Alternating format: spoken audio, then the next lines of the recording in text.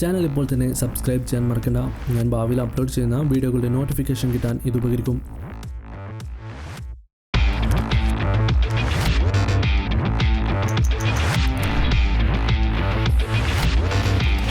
Xiaomi Redmi 6 series ഇന്ത്യയിൽ launch ചെയ്തു.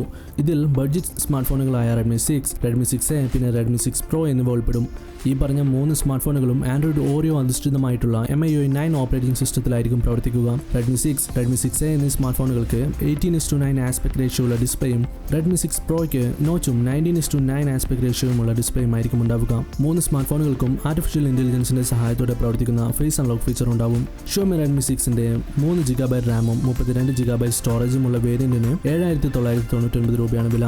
3GB റാമും 64GB സ്റ്റോറേജുമുള്ള മോഡലിന് 9,499 രൂപയും. Redmi 6 സെപ്റ്റംബർ 10 മുതൽ ആമസോൺ പിന്നെ mi.com എന്നീ വെബ്സൈറ്റുകൾ വഴി ലഭ്യമാവുന്നതാണ്. Redmi 6 Proയുടെ 3GB റാമും 32GB സ്റ്റോറേജും ഉള്ള വേരിയന്റിന് 10,999 രൂപയാണ് വില.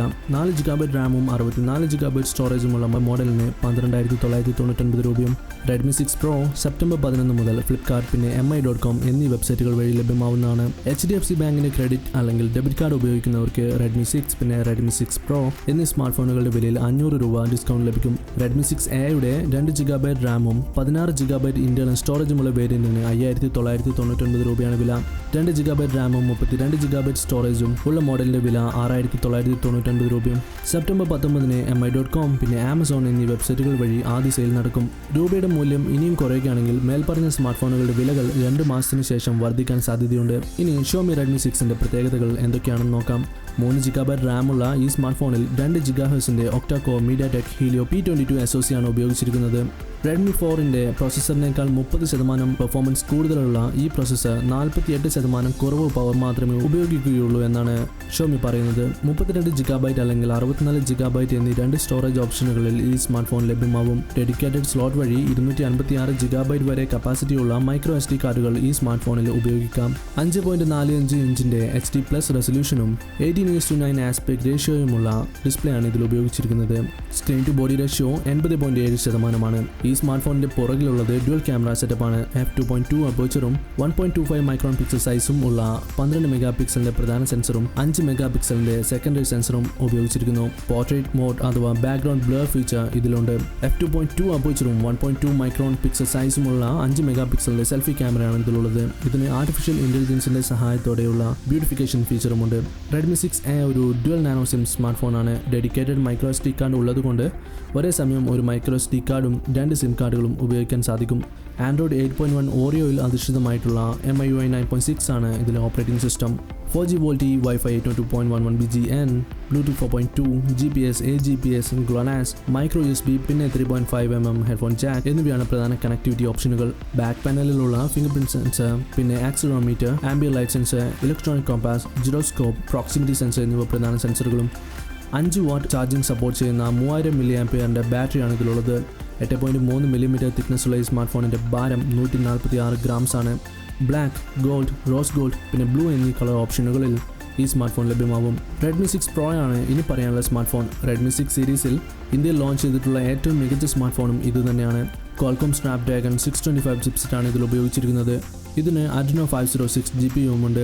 3GB റാമും 32GB സ്റ്റോറേജുമുള്ള ഒരു മോഡലും 4GB റാമും 64GB സ്റ്റോറേജുമുള്ള മറ്റൊരു മോഡലുമാണ് ലോഞ്ച് ചെയ്തിട്ടുള്ളത്.